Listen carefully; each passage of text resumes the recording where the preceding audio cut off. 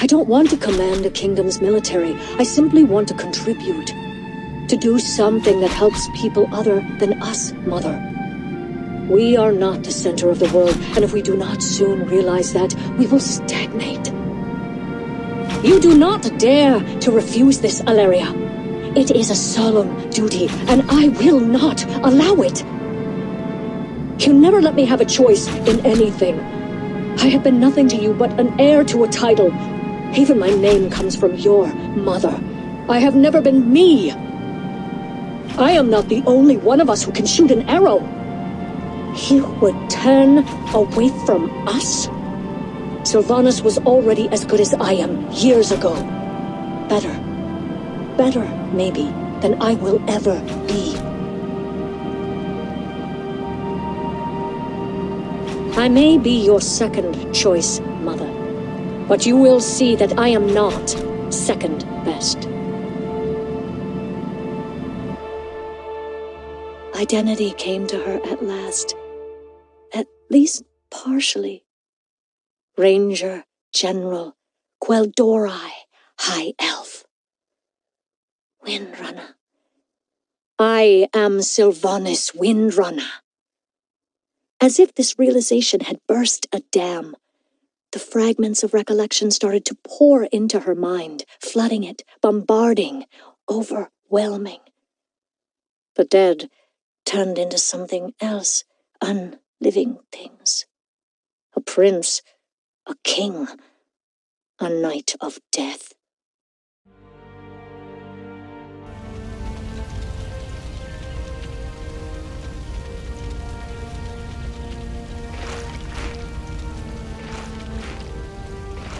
Admiro tu valor, Elfa, pero la cacería llegó a su fin.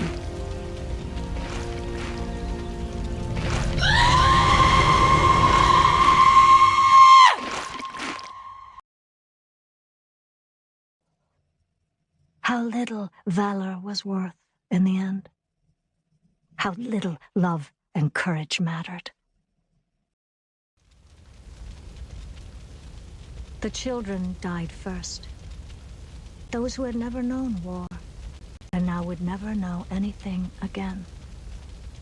They grew limp in the arms of their shrieking, pleading mothers, as if the sound was nothing more dangerous than a lullaby. The older ones slumped silently to the ground, faces forever pale and still. Her song was killing them. She was killing them.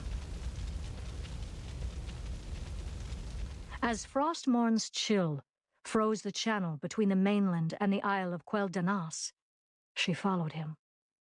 He slew her king. He polluted the sunlight. He restored to ghastly unlife the remains of a once human mage, Kel'Thuzad. All this destruction, all this horror, this single act.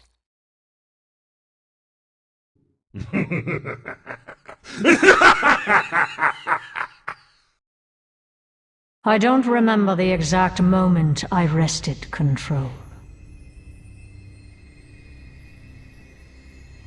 I do remember the rush of freedom, the clarity of purpose.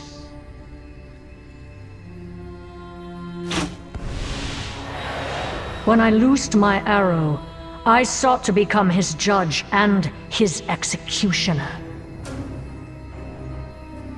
I thought that if I could punish him for his crimes, I would be absolved of mine. Forgiven for the atrocities he forced me to commit against my own people.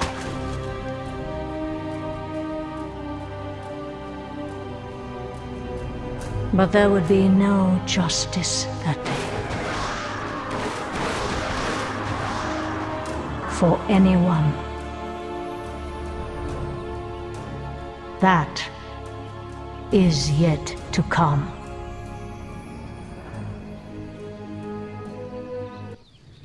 No, do not fear that we will stray toward the Alliance. They have shown clearly enough how they view us. It is my great hope that the Horde can look past our appearances to what we have to offer. Currently, the Horde only has support in Kalimdor. We are not the old Horde. Conquest and domination are not our goals. But still, I intend to keep my people safe and unthirsty. The orcs must not become insular or complacent. It's clear that the Forsaken do indeed have much to offer us in that regard. I heard you were in the Lich King army once, and in that service you take many lives.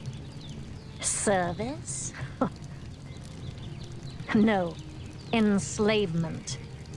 I could protest nothing he made me do.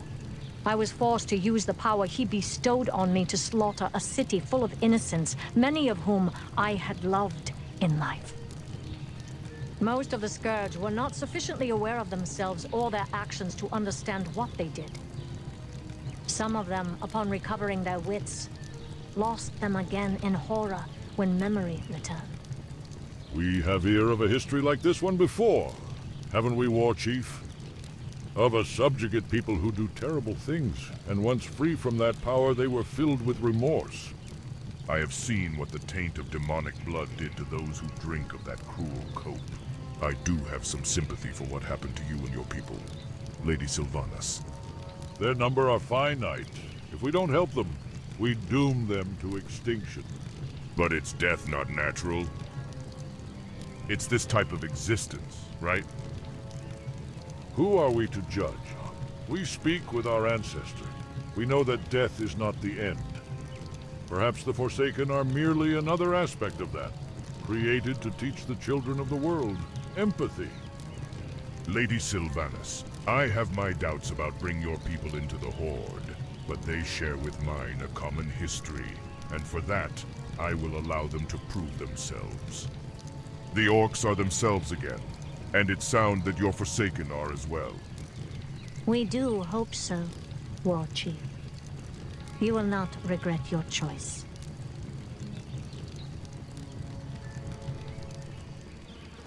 You see, I'm afraid there was some spillage.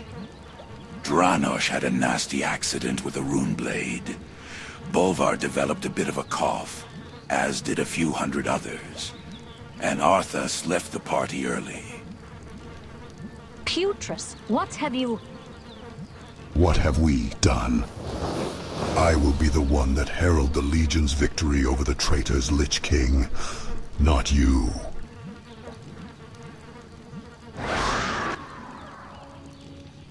Even some in the Horde were deeply skeptical of both her and the Forsaken.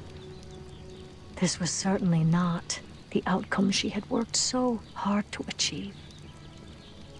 Fortunately, Thrall believed her. Standing beside me, believing in me, helping me.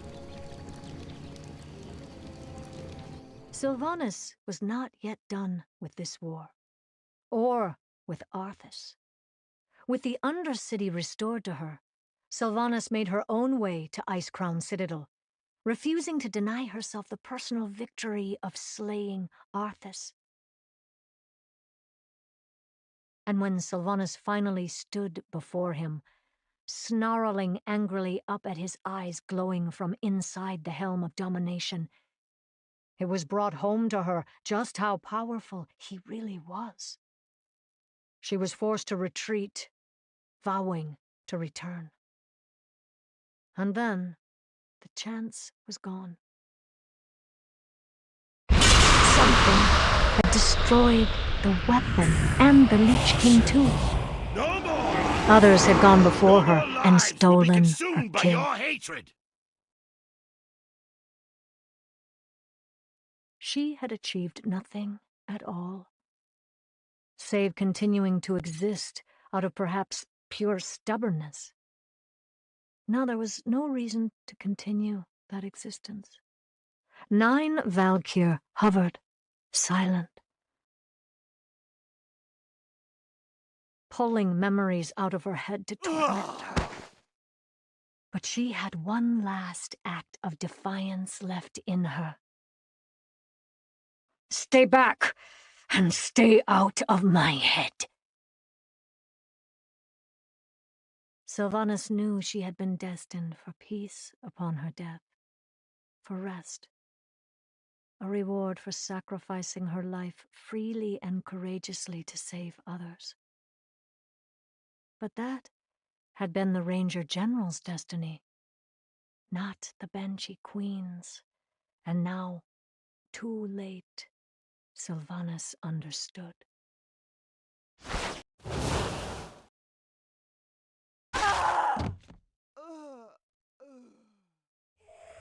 She saw only darkness. Even though she lacked a body with which to physically feel, emotions ripped her apart from inside her own awareness.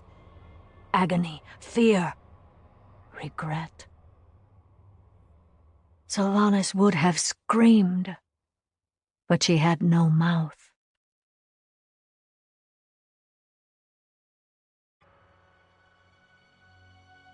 King Arthas is dead.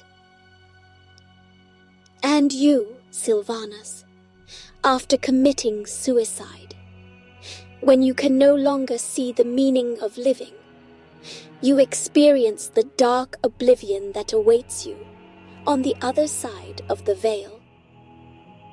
But we are still bound to the will of the new dormant Lich King, imprisoned atop Ice Crown, possibly for eternity. We hunger for our freedom as you once hungered for yours. We need a vessel, one like us, a sister of war, strong, who has seen the light and the dark, someone worthy of power over life and death. We need you. Sylvanas Windrunner, Dark Lady of the Forsaken. You may walk with the living again through the sisterhood of my sisters. As long as my sisters live, so too shall you. Freedom, life, and power over death. This is our pact. Do you accept our gift? Yes, we have a pact.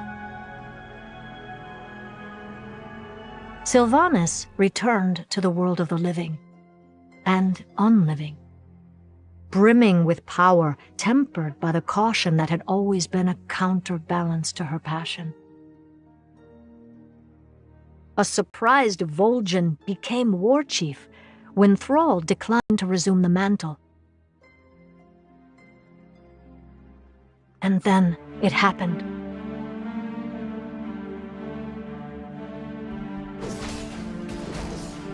We'll take the ridge and cover your flank.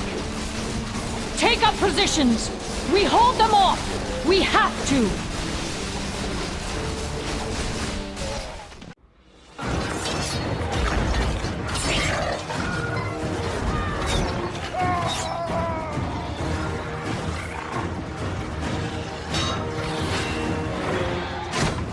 They're coming from behind!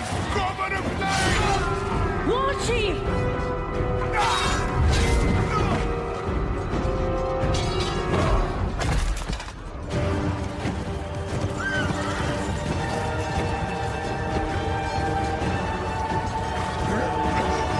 Do not let the Horde die this day. There was a choice, but in reality, it was no choice at all.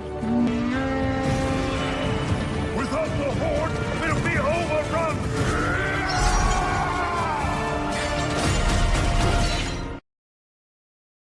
The war chief had been brought home, clearly only in time to die. A single thrust from a spear. How had Vol'jin not seen it?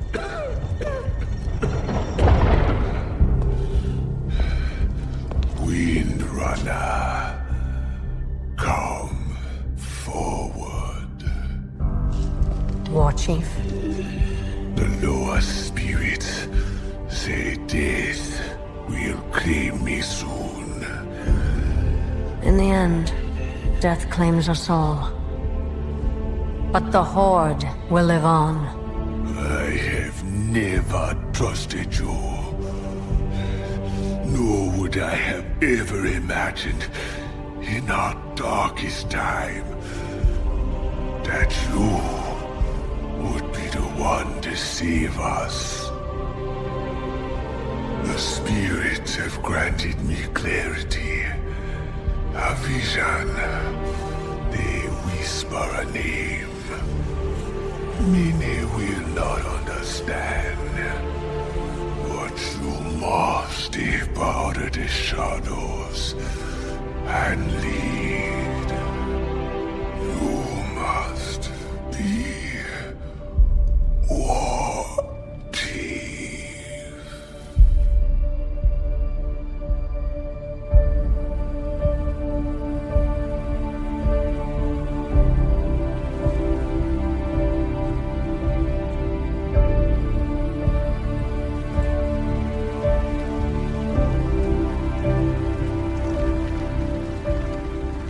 Vol'jin is dead.